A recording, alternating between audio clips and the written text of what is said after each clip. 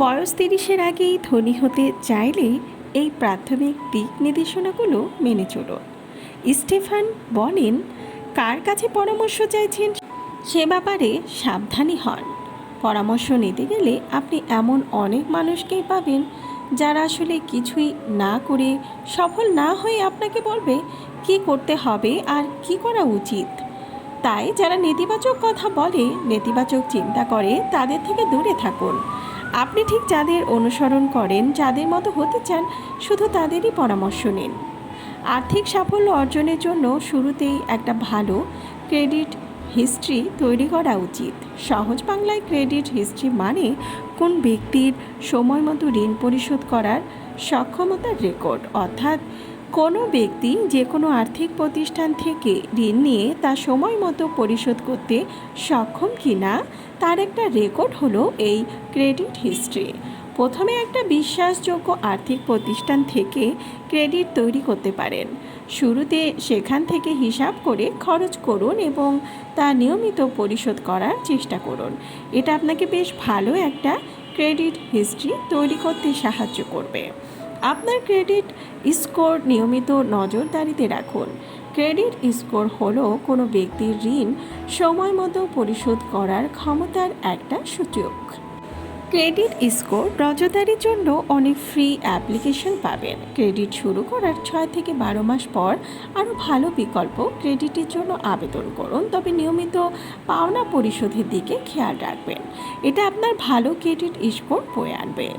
বয়স 20 এর, অর্থাৎ স্বাভাবিকভাবেই বাংলাদেশিদের ক্ষেত্রে বয়সের সীমা বাড়বে।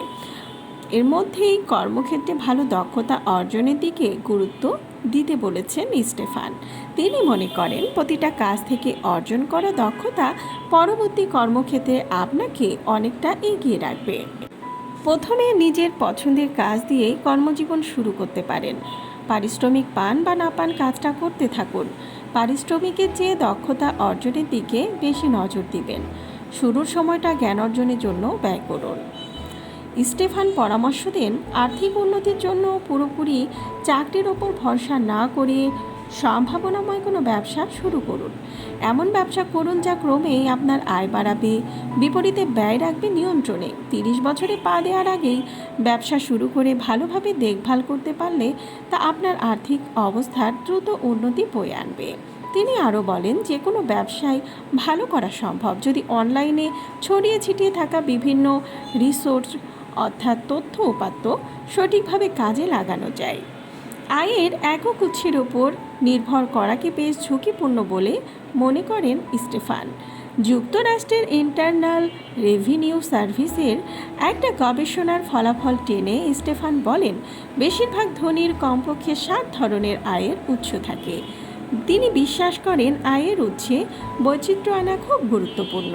চাকরি, লভ্যাংশ, মূলধন অর্জন, রিয়েল এস্টেট, ভাড়ার মতো বিভিন্ন রকম উৎস থাকলে কম সময়েই আর্থিক সাফল্য আর স্থিতিশীলতা লাভ করা যায়। এছাড়া আয়ের আরও নতুন নতুন সুযোগও সৃষ্টি হয়।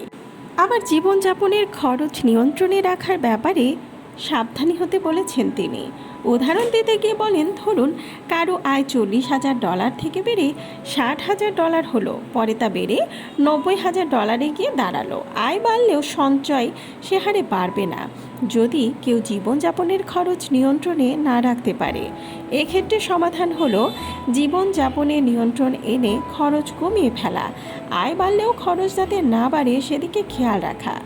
সর্বাধিক লাভের জন্য স্টেফান দ্রুত বিনিয়োগের দিকে গুরুত্ব দিয়েছেন বেশি। বিনিয়োগ বৃদ্ধিতে সময়ের উল্লেখযোগ্য প্রভাব আছে বলে তিনি মনে করেন।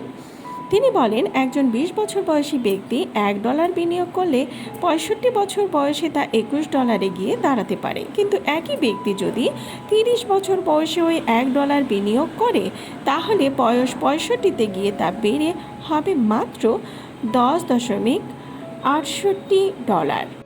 নিজের অভিজ্ঞতা থেকে স্টেফান তাই যত বেশি টাকা যত দ্রুত সম্ভব বিনিয়োগ করার পরামর্শ দিয়েছেন। তিনি বিশ্বাস করেন এইসব পরামর্শ মেনে চললে 20 বছরের যে কোনো তরুণ 30 বছর বয়সে পা দেওয়ার আগেই ধনী হয়ে উঠতে পারবে।